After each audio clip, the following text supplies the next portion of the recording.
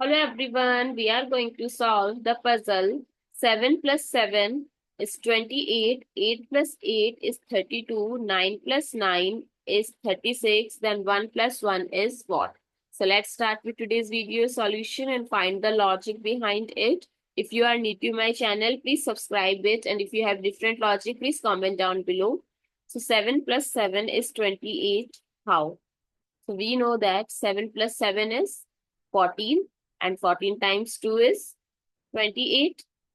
Now 8 plus 8 is 16 and 16 times 2 is 32.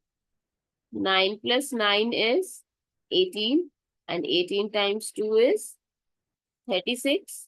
Then 1 plus 1 is 2 and 2 times 2 is 4. So what replaces the question mark? 4.